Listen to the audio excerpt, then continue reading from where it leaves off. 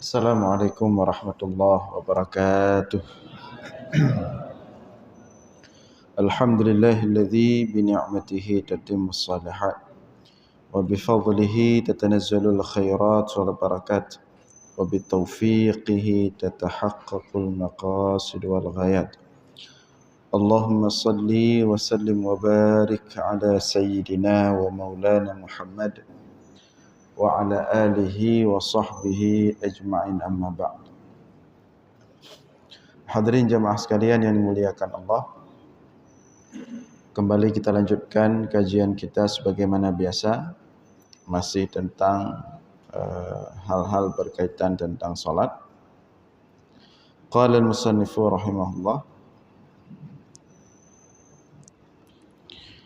Anil Haris al-Ash'ari radhiyallahu anhu anna an-nabiy sallallahu alaihi wasallam qala,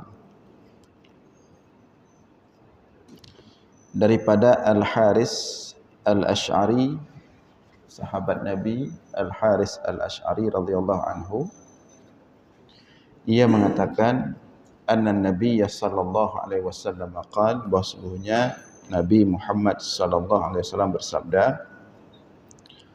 innallaha amara Yahya ibn Zakaria bi khamsi kalimatin ay ya'mala biha wa ya'mura bani Israel ay ya'malu biha. Sesungguhnya Allah telah memerintahkan kepada Nabi Yahya bin Zakaria akan 5 perkara untuk diamalkannya dan untuk diperintahkannya kepada kaumnya Bani Israel untuk mengamalkannya. Wa innahu kada ayyubti'a biha, dan ternyata hampir saja Nabi Yahya terlambat menyampaikan perintah Allah tersebut kepada kaumnya Bani Israel. Qala Isa, maka kemudian Nabi Isa mengingatkan Nabi Yahya, karena Nabi Isa hidup pada satu masa, pada waktu yang sama, ya. Qala Isa, maka kemudian Nabi Isa mengingatkan Nabi Yahya untuk segera menyampaikan perintah Allah itu kepada kaumnya Bani Israel. Kata Nabi Isa, innallaha amaraka bi khamsi kalimat lita'mala biha wa ta'mura bani Israel ay ya'malu biha fa imma an ta'murahum wa imma an amurahum. Kata Nabi Isa kepada Nabi Yahya mengingatkan, innallaha amaraka wahai Yahya, Allah memerintahkanmu 5 perkara untuk engkau kerjakan 5 perkara itu, dan engkau perintahkan Bani Israel untuk mengamalkannya. Fa imma an ta'murahum wa imma an amurahum. Apakah engkau akan menyampaikan 5 perkara itu kepada kaummu Bani Israel, atau aku yang menyampaikannya?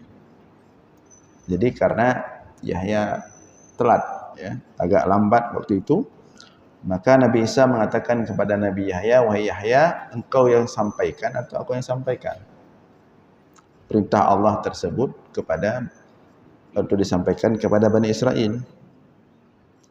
Faqala Yahya, maka kemudian Nabi Yahya mengatakan, akhsha in sabaqani biha ay yakhsafa bi au an u'adzab. Kata Nabi Yahya, aku khawatir, aku takut seandainya Nabi Isa duluan menyampaikan, sementara perintah itu lebih dulu sampai kepadaku, aku takut kalau Isa yang menyampaikan lebih dulu, ayyukhsafa bi, aku akan dihancurkan oleh Allah, au an u'adzab, aku akan diazab oleh Allah. Maka kemudian fajama'an nas fi Baitul Maqdis, dengan segera Nabi Yahya mengumpulkan kaumnya Bani Israel di Baitul Maqdis. Di Baitul Maqdis, ya, famtala'a wa qa'adu 'ala syuraf. Maka kemudian datanglah kaumnya Bani Israel sehingga penuh Baitul Maqdis.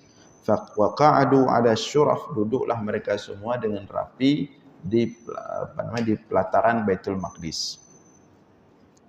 Faqala, setelah kaumnya itu semua berkumpul di Baitul Maqdis, faqala, Nabi Yahya menyampaikan kepada kaumnya, innallaha amarani bi khamsi kalimatin an a'mala bihinna wa amurakum an ta'malu bihinna. Sesungguhnya Allah memerintahkanku 5 perkara untuk aku amalkan dan memerintahkanku untuk menyampaikan kepada kalian juga untuk kalian amalkan. Ulahunna, perkara yang pertama, an ta'budullaha wa la tusyriku bihi syai'a. Wa inna mathala man asyraka billahi kamathali rajulin ishtara abdan min khalisi malihi bidhahabin aw wariqin faqala hadhihi dari wa hadha amali fa'mal wa addi ilayya fakana ya'malu wa yuaddi ila ghairi sayyidihi fa ayyukum yarda ay yakuna 'abdahu kadzalik. Perkara pertama, an ta'budallah, hendaklah kalian beribadah kepada Allah dengan tekun, wala tusyriku bihi syai'a, janganlah kalian melakukan kesyirikan terhadap Allah. Artinya menduakan Allah, meletakkan yang lain di samping Allah, setara dengan Allah. Wa inna mathala man asyraka billahi kamathali rajulin ishtara 'abdan min khalisi malihi bidhahabin aw wariqin. Sesungguhnya perumpamaan orang yang musyrik terhadap Allah itu seperti seorang laki-laki yang membeli seorang budak dari hartanya yang bersih berupa emas, awariqin, atau berupa uang. Faqala, kemudian orang tersebut berkata kepada budak yang dia beli dengan uangnya itu atau dengan emasnya itu, dia bawa pulang budak itu ke rumahnya, dia katakan, hadhihi dari wa hadha amali fa'mal. Wahai budakku, ini rumahku untuk engkau tempati dan ini pekerjaanku untuk engkau lakukan. Wa addi ilayya, dan patuhlah kepadaku. Kata si pembeli budak kepada budaknya yang sudah dia beli dengan hartanya. Fakana ya'mal wa yuaddi ila ghairi sayyidihi. Tetapi si budak itu ternyata bekerja dan patuh justru kepada orang lain, bukan kepada tuannya yang telah membelinya tadi.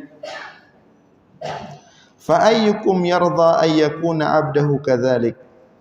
Maka siapa kira-kira yang rela punya budak seperti itu? Artinya itu perumpamaan orang musyrik. Allah yang hidupkan dia, Allah yang kasih makan dia, Allah yang kasih minum dia, Allah yang kasih dia kehidupan, diberikan pakaian, diberikan istri, diberikan anak, diberikan pekerjaan. Tetapi yang dibesarkan bukan Allah. Ada lain selain Allah yang dia besarkan. Seperti itulah orang musyrik. Orang tidak tahu terima kasih. Kalau bahasa Aceh, urang hana tero. Aru kata baju orang musyrik.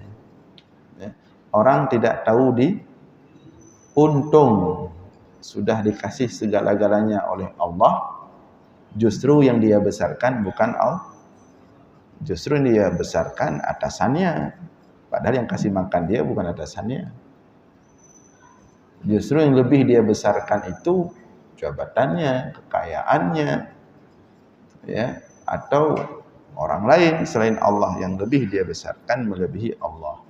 Maka orang-orang seperti itu orang tidak tahu diuntung. Maka konsep membesarkan selain Allah dalam Islam itu bukan untuk mengekang kita, justru untuk menyelamatkan kemerdekaan kita daripada diperbudak oleh selain Allah. Jadi Allah itu tidak rela kita diperbudak oleh selain Allah. Allah itu hanya ingin kita memperbudakkan diri hanya kepada Allah. Kepada selain Allah tidak boleh, kepada manusia ngapain, kepada makhluk yang lain, ya, kepada alam, kepada pohon, kepada batu, apalagi kepada dukun. Nah, itu perkara pertama yang disampaikan oleh Nabi Yahya kepada kaumnya Bani Israil. Nah, yang kedua yang menjadi poin di sini tentang salat. Kemudian berikutnya kata Nabi Yahya, wa innallaha amarakum bis salati fa idza shallaitum fala taltafitu fa innallaha yansibu wajhahu liwajhi 'abdihi fi salatihi ma lam yaltafit. Yang kedua, pesan Allah kepada kalian wahai kaumku, kepadaku dan kepada kalian wahai kaumku, Allah memerintahkan kalian untuk melakukan salat. Fa idza shallaitum fala taltafitu, dan apabila kalian melakukan salat, fala taltafitu, jangan mata kalian itu kerling-kerling. Taltafitu itu ke sana kemari, bukan ke tempat sujud. Ya, bukan ke tempat sujud. Fala taltafitu. Jadi pesan itu sudah disampaikan oleh Allah dari kaum Nabi Isa atau Nabi Yahya, itu Bani Israil. Kalau salat fokus matanya itu ke tempat sujud. Fala taltafitu. Jangan lihat ke sana kemari, jangan kerling kanan kiri, atas bawah. Ya, jangan matanya itu tidak menetap ke tempat sujud. Fa innallaha yansibu wajhahu liwajhi 'abdihi fi salati ma lam yaltafit. Karena bahwa sungguhnya Allah itu menetapkan wajahnya kepada wajah orang yang salat. Jadi Allah itu setiap orang salat Allah perhatikan dia. Tapi ya, malam yaltafit, begitu seorang yang salat itu tidak fokus pandangannya ke kiblat, sedikit saja dia menoleh, langsung Allah membalikkan wajahnya. Ya. Nah, jadi makanya dalam hadis tadi, tentang ihsan, al-ihsan an ta'budallah ka'annaka tarahu fa in lam takun tarahu fa innahu yarak. Ihsan itu adalah engkau beribadah kepada Allah. Umpamanya engkau salat, seolah-olah engkau melihat Allah. Kalau tidak mampu seolah-olah engkau melihat Allah, maka rasakanlah bahwa seolah-olah Allah melihatmu. Nah, jadi ini penjelasan hadis itu. Jadi ketika kita salat itu, Allah sedang memandang ke arah kita, ke wajah kita. Jadi Allah itu sedang posisinya itu memandang wajah kita. Allah lihat kita dengan pandangan kasih sayang. Ini si hamba sedang salat. Nah, begitu si hamba itu menoleh, langsung Allah memalingkan wajahnya. Maka berusahalah dalam salat itu jangan menoleh ke sana kemari. Fokus mata itu ke posisi sujud. Biar Allah terus memandang kita sampai selesai salat. Itu pesan Allah itu kepada Nabi Isa untuk disampaikan kepada kaum. Jadi fa innallaha yansibu wajhahu liwajhi 'abdihi fi salatihi ma lam yaltafit. Sesungguhnya Allah menghadapkan wajahnya kepada wajah orang yang salat selama orang yang salat itu tidak menoleh. Begitu dia menoleh, maka Allah langsung memalingkan wajahnya. Artinya si hamba tersebut tidak mau fokus dengan Allah. Ya, solat sah-sah saja. Karena menoleh itu tidak membatalkan solat. Yang membatalkan solat itu bagian dada. Kalau tidak menghadap kiblat sepanjang solat. Boleh saja. Lagi solat, lihat ke kanan. Ada kendaraan baru, takut hilang, lihat ke kanan. Ni solat, lihat ke kiri. Lagi solat, lihat barang di depannya. Taruh HP. Taruh HP atau jam, lihat. Langsung hilang. Ketika itu pandangan Allah. Makanya Rasulullah SAW ketika sedang sholat itu beberapa kali ya kejadian ketika sedang sholat. Pertama Rasulullah dikasih rida, dikasih hadiah rida sama seorang sahabat. Kemudian Rasulullah gunakan ketika sholat, sehingga sunat kalau orang sholat pakai rida. Jadi Rasulullah letakkan rida itu di tempat sholatnya. Kemudian Rasulullah sholat. Begitu Rasulullah sholat dengan menggunakan rida itu, ternyata ada ukiran di rida itu mengusik pandangan Rasulullah fokus ke tempat sujud. Maka kemudian selesai sholat, Rasulullah langsung panggil sahabat yang lain, ini rida siapa yang mau? Saya nggak bisa pakai rida ini karena mengganggu sholat. Makanya ambal masjid itu kalau bisa polos. Seperti inilah polos. Jangan ada ukiran-ukiran. Ukiran cukup di kaki saja. Kalau bisa lebih polos lagi, tidak ada ukiran-ukiran apapun. Demikian juga sajadah. Rasulullah pernah seperti itu. Diganti. Minta yang lain. Dalam kesempatan yang lain baju, hadiah juga. Baju ada ukirannya. Juga langsung dikasih ke sahabat yang lain.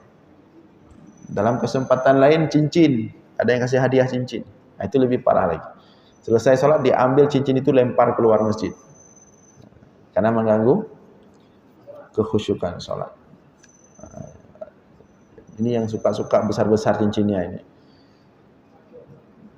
Lagi sholat lagi lihat-lihat cincinnya. Apa namanya? Asfir ya, batu apa itu? Safir. Dan mengganggu fokus orang di samping dia. Kemudian demikian juga sendal. Dulu Rasulullah dengan para sahabat salat pakai sendal. Karena masjid itu pasir ya, tidak seperti kita sekarang. Jadi salat itu pakai sendal. Demikian juga pernah sendal yang dipakai oleh Rasulullah itu mengganggu kekhusyukan Rasulullah. Karena ada ukiran-ukiran, maka kemudian sendal itu tidak dipakai lagi. Sehingga Rasulullah pakaiannya itu khususnya dalam sholat itu semuanya polos dan satu warna. Kalau tidak putih, hijau. Dan Rasulullah sering yang Rasulullah pakai warna putih. Putih atas sekali hijau. Hijau itu lebih kepada burdahnya, ridanya. Kalau pecinya atau penutup kepalanya itu juga sesekali Rasulullah pakai warna merah. Nah, itu. Kemudian yang ketiga, ini kita habiskan dulu pesan Nabi Yahya kepada kaumnya atas perintah Allah tadi. Wa amurakum bisyam. Dan aku perintahkan wa amarakum bisyam, dan Allah perintahkan kepada kalian untuk berpuasa. Fa inna masala dzalika kamasali rajulin fi isabatin ma'ahu surrah fiha misk. Fa kulluhum ya'jabu aw yu'jibuhu rihuha. Wa inna rihas saimi atyabu 'indallahi min rihil misk. Maka sesungguhnya perumpamaan orang yang berpuasa itu seperti seorang laki-laki fi isabatin ma'ahu surrah fiha miskun, di suatu kelompok Ya, seperti orang yang berada di suatu kelompok seperti ini, ma'hu surrah, dia punya kantong,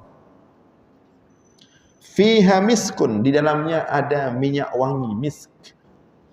Fakulluhum ya'jabu aw yu'jibu rihuha, satu kelompok itu semuanya mencium aroma itu, sehingga semuanya terpukau dengan aroma yang dibawa oleh laki-laki itu.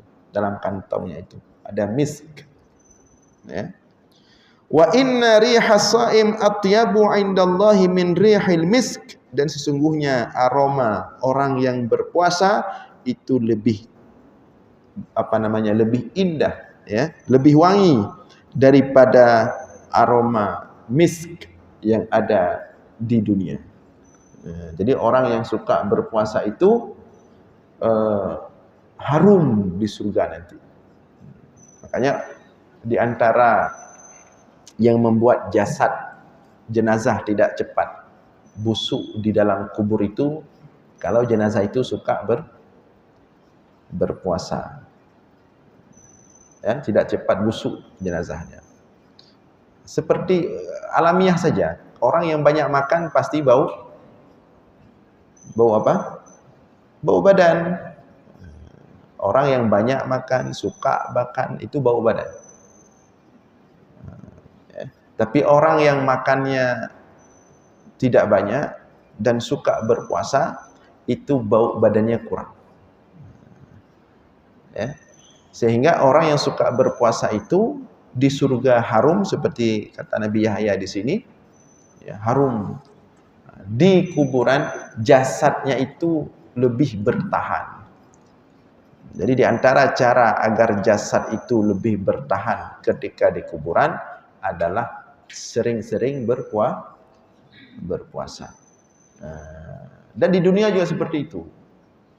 Kalau mau mengantisipasi diri tidak bau, ya, tidak mudah bau badan, suka-suka berpuasa, sering-sering berpuasa. Dia Nabi Yahya mengatakan, fa innallaha wa inna rihas shaim atyabu 'indallahi min rihil misk. Aroma orang yang berpuasa itu lebih harum di sisi Allah daripada aroma misk. Nah, itu untuk orang yang berpuasa. Kemudian yang berikutnya, yang keempat, wa amurakum bis sadaqati fa inna masala dzalika kamathali rajulin asarrahu al-adu fa awthaqu yadahu ila unuqihi wa qaddamuhu liyadribu unuqahu faqala ana afdi nafsi minkum bil qalili wal kathir fafada nafsahu minhu. Kemudian Allah memerintahkan kalian untuk bersedekah. Maka sesungguhnya perumpamaan orang yang bersedekah itu seperti perumpamaan seorang laki-laki yang ditahan oleh musuhnya, fa'awthaqu ila yadahu ila unuqihi, kemudian musuhnya itu mengikat tangan orang itu ke lehernya, wa qaddamuhu liyadribu unuqahu, kemudian orang itu ingin dibunuh, faqala, kemudian orang itu berkata, ana afdi nafsi minkum bil qalili wal kathir, aku tebus diriku dengan uangku, bil qalili wal kathir, baik itu uang yang banyak maupun uang yang sedikit, fafada nafsahu minhum, maka kemudian dia terlepas dari orang yang ingin membunuhnya tadi dengan sebab tebusan tersebut. Itu perumpamaan orang bersedekah. Artinya orang yang suka bersedekah akan menjadi penebus, sehingga dia tidak terbelenggu nanti di hari akhirat. Ya. Di antara hal yang paling menyelamatkan kita daripada api neraka adalah sedekah. Rasulullah katakan, ittaqun nar walau bisyaqqi tamrah. Selamatkanlah diri kalian walaupun dengan satu butir kurma. Jadi besarnya pahala sedekah, satu butir kurma saja yang kita sedekah ikhlas karena Allah, itu bisa menyelamatkan kita daripada api neraka. Wa illam takun, tapi kalau kita miskin sekali sampai sebutir kurma saja tidak bisa kita sedekahkan, Rasulullah mengatakan, maka bersedekahlah fabi kalimah thayyibah, dengan ucapan yang baik. Suka menyapa orang lain, itu juga sedekah yang dapat menyelamatkan kita daripada api neraka. Itu sedekah. Dalam hadis yang lain Rasulullah mengatakan, innas sadaqata latudfi'u an hurril qabri, sesungguhnya sedekah itu dapat mendinginkan kita daripada panasnya kubur. Kubur itu panas, kecil, sempit, panas. Biar dingin, bersedekah. Kemudian di padang mahsyar, kullu mri'in tahta dhilli sadaqatihi yaumal qiyamah, setiap orang itu akan berada di bawah naungan sedekahnya di hari akhirat. Setiap orang akan berada di bawah naungan sedekahnya di hari akhirat. Atap kita di hari akhirat, di padang mahsyar maksudnya. Nah, itu sedekah. Jadi kalau puasa tadi agar jenazah kita tidak cepat busuk ketika mati, kalau sedekah agar kubur kita tidak panas. Nah, ini apalagi di musim panas seperti ini, ya. Kita lagi panas-panasnya ini. Nah, maka sedekah paling bagus saat-saat seperti ini adalah apa? Di antaranya minuman yang dingin. Rasulullah pernah mengatakan itu. Ditanya oleh sahabat, ayu sadaqatin afdal, wahai Rasulullah, apa sedekah paling bagus? Itu ditanya ketika sedang puncak musim dingin. Ayu sadaqatin afdal, apa sedekah paling bagus? Rasulullah menjawab, ma'un, sedekah paling bagus adalah air yang segar. Tapi kita lihat belum ada yang memulainya. Kalau ada yang memulai itu bagus sekali. Kita lihat jam-jam 12 siang itu, khususnya yang berkendaraan pakai motor atau jalan kaki. Kita bagi aqua kecil seperti ini yang dingin kita kasih. Atau kita jus kita buat segar dingin kita kasih. Dia minum itu sedang panasnya dengan terik matahari, sedang keringnya tenggorokan itu, begitu dia minum segar rasanya dengan air yang kita sedekahkan. Maka ketika itulah sedekah yang paling bagus. Makanya kalau di Mesir itu banyak titik-titik air. Apa istilahnya, dia kayak gimana negara 1 kilo itu ada punya satu tempat itu wakaf masyarakat. Dia beli mesin, dia pesan, itu ditaruh di samping jalan, di pinggir, di trotoar. Dia kayak mesin air kecil, keluar dari situ air dingin bisa, air biasa bisa, disediakan gayung, tekan. Itu sangat berguna ketika pada puncak musim panas. Dan orang yang mewakafkan itu sangat besar pahala. Nah, itu bisa. Jadi jangan hanya di bulan Ramadan saja. Kan di bulan Ramadan kemarin itu kita begitu mau buka puasa sering bagi-bagi bukaan. Nah, ini bisa dipraktekkan. Kalau ada waktu kosong, siang-siang misalnya, beli buat sendiri rumah atau beli 10 botol jus yang segar-segar, kemudian keliling, lihat orang-orang kerja sampai jalan bersih-bersih, kasih satu. Itu diantara sedekah yang paling bagus saat suasana terik dan panas. Itu akan menjadi naungan kita nanti di padang mahsyar. Itu akan menjadi pendingin kita di alam kubur. Atau bisa juga kalau ada inisiatif mau buat di masjid misalnya, tapi belum ada yang buat seperti itu. Kalau di Arab itu sudah biasa. Nah, itu tentang sedekah. Kemudian berikutnya yang kelima, ya, Pesan Allah yang kelima, wa amarakum an tadhkurullaha fa inna mathala dhalika kamathali rajulin kharajal aduwwu fi ithrihi sira'an hatta idza ata ala hisnin fa ahraza nafsahu minhum kadzalikal abdu la yuhrizu nafsahu minasyaitan illa bidzikrillah. Dan Allah memerintahkan kalian antadhkurullah, untuk senantiasa berzikir, menyebut Allah. Fa inna mathala dzalika kamathali rajulin, sesungguhnya perumpamaan orang yang senantiasa berzikir kepada Allah, kamathali rajulin, seperti seseorang kharajal adu fi ithrihi sira'an, yang ingin ditangkap oleh musuhnya, ya, hatta idza ata ala hisnin, tapi kemudian orang tersebut berada dalam benteng, fa ahraza nafsahu minhum, sehingga terselamatlah orang tersebut dalam bentengnya itu daripada musuh.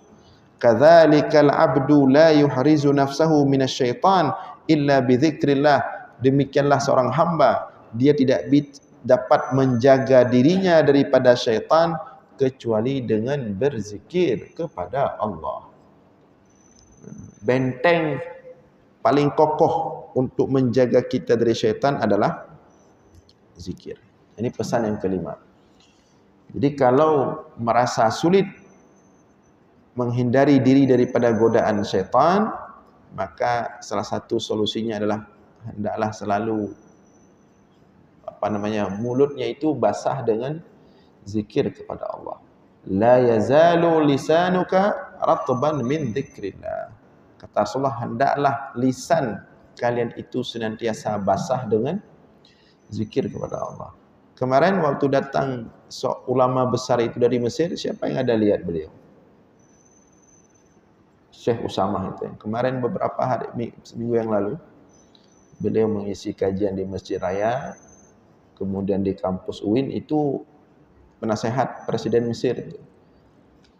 Umurnya masih muda, sekitaran 45 tahun, belum sampai 50 tahun. Tapi beliau sudah 7 tahun, dari 2017 itu penasehat Presiden. Dan itu ulama besar Al-Azhar. Yang memperhatikan beliau itu, kemarin waktu ke sini, beberapa tempat mengisi acara, termasuk di Masjid Raya, dan khatib di Masjid Raya, bahasa Arab. Ya. Itu yang memperhatikan beliau itu, beliau selalu pegang tasbih. Pegang tasbih, dan tasbihnya agak besar. Ya. Beliau pegang tasbihnya agak besar, dan beliau selalu begini pegangnya.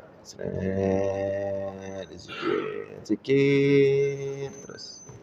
Begitulah sebenarnya seorang ulama. Nah, zikir terus, pegang begini. Zikir terus. Syekh Usamah Al-Azhari, seorang ulama besar dari Mesir, pakar hadis. Kalau begitu kita melihat seorang ulama itu luar biasa. Karena kalau kita ada dua model di sini. Model zikir aja, ilmu tidak ada, satu model. Atau ilmu ada, tidak ada zikir. Tapi melihat pemandangan seorang ulama besar seperti itu, lidahnya itu selalu basah dengan zikir, seolah-olah kita dapat melihat langsung, ternyata begini contoh yang Rasulullah katakan, orang-orang yang lisannya selalu basah dengan zikir. Ini contohnya di depan mata kita. Nah, itu yang kita lihat kemarin. Dan dimanapun beliau isi acara, di bawah itu tasbihnya itu. Dan besar tasbihnya. Raya ucu. Kalau kita mungkin tidak berani, tidak pede ya. Karena memang kita bukan ahli zikir. Zikir siap salat aja 5 kali, 3 kali astagfirullah udah lewat ya. Ini memang zikir. Nah, itu yang disebut oleh Rasulullah, la yazalu lisanuka ratban min dzikrillah. Nah, faqala an-nabiy sallallahu alaihi wasallam, jadi tadi yang kelima, benteng kita dari syaitan adalah zikir.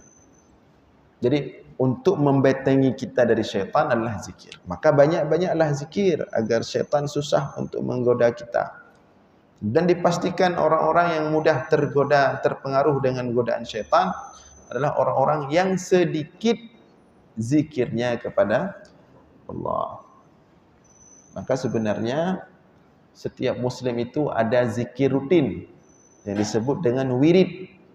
Wirid itu zikir rutin. Kalau di kalangan ulama itu mereka punya wirid. Mereka dalam sehari itu ada wiridnya masing-masing. Ya. Yang wirid itulah mereka bermesraan dengan Allah. Kita harus juga ada wirid. Wirid kita paling kurang zikir pagi dan petang. Itu bagaimana? Sudah dibeli kemarin? Al-Ma'surat, zikir pagi dan petang. Ada yang membaca itu di sini? Ada yang rutin membaca itu? Pertanyaan ini sudah 2 Sabtu ya. Bukunya kecil segini cuman. Kalau mahal enggak mahal, 3.000 atau 5.000 beli banyak dijual. Al-Ma'surat judulnya. Zikir disusun oleh para ulama dari zikir-zikir Rasulullah pagi dan sore. 3.000, 5.000, tapi menyelamatkan kita daripada setan. Pagi siap subuh baca sekali, sore siap salat asar. Hisnun itu benteng. Apalagi yang kita sudah mau siap-siap berangkat dijemput oleh Allah. Baik yang sudah tua maupun yang masih muda. Harus rutin zikir itu kita baca kalau bisa ya. Nah, kemudian qala an-nabiy sallallahu alaihi wasallam wa ana amurukum bi khamsin Allahu amarani bihinna. Kemudian setelah Rasulullah menyampaikan hadis itu, menceritakan Nabi Yahya berpesan kepada kaumnya Bani Israel, maka Rasulullah menambahkan, qala an-nabiy sallallahu alaihi wasallam, Rasulullah menambahkan kepada sahabatnya, wa ana amurukum bi khamsin, dan aku perintahkan kalian 5 perkara juga. Ini dari Rasulullah, dari Nabi kita. Tadi Nabi Isa, Nabi Yahya. Ini dari Rasulullah, Nabi kita. Wa ana amurukum bi khamsin, dan aku memerintahkan kalian wahai umatku bi khamsin 5 perkara. Allahu amarani bihinna, di mana Allah memerintahkanku dengannya. Apa itu? Yang pertama, as-sam'u wat ta'ah wal jihadi wal hijrah wal jama'ati, fa innahu man faraqal jama'ata qida shibrin faqad khala'a ribqatal islam min unuqi illa ayuraja. Apa pesan Rasulullah 5 perkara tadi? Yang pertama as-sama', mendengar. Setiap tapi as-sama' di sini kepada pemimpin ya. As-sama', mendengar. Wa ta'ah, dan taat kepada siapa? Pemimpin. Wal jihad, yang ketiga jihad. Wal hijrah, yang keempat hijrah. Wal jamaah, yang kelima jamaah. Ini 5 pesan Rasulullah kepada kita. Yang pertama tadi as-sama', mendengar. Artinya ikuti, dengarkan setiap kebijakan pemimpin. Mulai daripada geci, camat, wali kota, gubernur, presiden. Ikut as-sama', itu pesan Rasulullah. Wa ta'ah, dan patuh. Dengarkan dan patuh. Wal jihad, yang ketiga jihad. Tentu di sini sekarang tidak ada jihad dalam bentuk perang fisik ya, pakai senjata. Maka jihad hari ini adalah berusaha, berjuang sekeras mungkin untuk dekat dengan Allah. Ya, seperti sekarang jihad ekonomi ya, jihad akhir zaman, jihad ekonomi, berusaha sebisa mungkin untuk tetap dengan sistem syariah. Tapi kemarin ada tantangan. Apa tantangan kemarin? Salah satu perbankan syariah mendapatkan masalah. Satu perbankan syariah kemarin mendapatkan masalah, kena serangan hacker, sehingga bank itu bermasalah, artinya terganggu. Berapa hari kemarin itu? 3 atau 4 hari lah, hampir seminggu. Langsung banyak yang protes. Tapi yang sayangnya, yang diprotes atau yang dituduh bukan banknya. Ini yang aneh ya. Yang bermasalah banknya, yang kena syariah. Padahal apa urusan bank dengan syariah? Dan bank syariah bukan dia saja, banyak bank syariah lain di Aceh. Ada Maybank, ada Bukopin, ada Permata, ada banyak sekali bank, ada Hikmah Wakilah, ada apa lagi itu? BPRS, banyak sekali. Bank-bank syariah. Tapi begitu bank itu satu yang bermasalah, rame-rame menuding syariah. Dan banyak sekali justru petinggi-petinggi yang berbicara meminta konvensional untuk masuk lagi ke Aceh. Kalau dia masuk lagi, sampai hari kiamat nggak akan bisa kita usir lagi.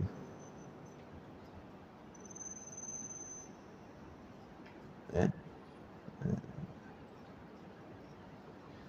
Jadi itu sangat disayangkan kemarin. Artinya kita tidak siap berislam. Baru sedikit Allah uji, langsung goyang.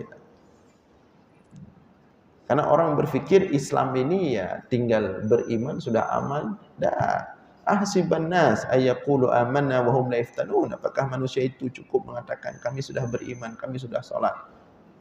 Sudah cukup? Tidak. Wa hum la yaftanun, padahal mereka belum diuji, dicoba. Walaqad fatanna alladhina min qablihim. Orang-orang terdahulu telah kami uji dalam kondisi sulit untuk kami tahu mana yang benar-benar Islam, mana yang orang-orang munafik. Ini seperti inilah ujiannya. Jadi kalau seperti kemarin itu ada salah satu perbankan, lembaga keuangan syariah yang bermasalah, serang saja dia. Kenapa harus yang diserang syariat? Apa salah syariat? Ya. Serang saja dia. Nasabah berhak menyerang dia. Dan dia harus memberikan kompensasi. Karena sistemnya tidak mau dia jaga. Itu silahkan. Mau dibakar pun silahkan. Misalnya. Ya. Tapi jangan sentuh syariatnya. Hati-hati kita orang bersyariat sentuh syariat kan. Apa itu artinya itu? Ya. Dan ada juga itu dewan yang protes. Kan memalukan kali. Mereka yang buat, mereka yang protes. Bukan mereka yang seharusnya protes, masyarakat. Ya. Dan kenapa harus LKS-nya yang kena? Kanun Lembaga Keuangan Syariah. Itulah kita hari ini. Tinggal di negeri syariat, nenek moyang kita bersyariat, satu-satunya provinsi paling bersyariat, tapi hari ini lahir generasi dari negeri syariat, dari nenek moyang bersyariat, tidak siap bersyariat. Jadi kalau kemudian perbankannya yang bermasalah, serang saja dia. Itu hak nasabah. Mau diapa, tapi hati-hati menyentuh syariat. Dan itu tidak berhak. Syariat tidak berhak untuk disentuh. Apa salah dia? Nah, itu salah satu makna jihad hari ini. Bagaimana kita berjuang menjalankan syariat sedikit demi sedikit dalam kondisi penuh kekurangan, tapi tetap bersabar, terus kita lengkapi. Kalau mau langsung jadi, langsung, mana bisa. Dan kita padahal kita orang Aceh ini sadar semua, tahu diri. Dulu lebih parah lagi waktu konvensional itu Bank BRI itu sering sekali bermasalah. Bank Mandiri juga sering bermasalah waktu konvensional dulu. Bank-bank lain biasa. Bahkan bank-bank level dunia itu kena hacker, bahkan hancur. Brothers apa itu yang di Amerika itu, bank nomor 3 di dunia itu, brother apa yang sudah collab itu, bank besar itu hancur mereka. Orang tidak ada yang protes, gebu bisi aja. Begitu kena bank yang ada nama syariahnya di situ, justru yang diserang adalah syariah. Kan ini tidak objektif namanya, ya. Tidak objektif, tidak fair, dan anehnya itu kejadian di negeri syariat. Kalau orang di luar Aceh yang menyerang, ya kita maklum, karena mereka tidak ngerti kondisi di sini. Ya terserah mereka mau serang. Ini yang anehnya, orang kita sendiri yang menyerangnya. Maka tolong diperhatikan baik-baik, bersyariat ini butuh berjuang, ya, butuh perjuangan, butuh kesabaran, karena bersyariat itu pasti ada tantangan, dan tantangan itu sangat besar, tidak mudah. Baik, insyaallah kita lanjutkan malam Sabtu depan. Demikian, mudah-mudahan ada manfaat. Aqulu qauli hadza wa astaghfirullah li wa lakum. Wassalamualaikum warahmatullahi wabarakatuh.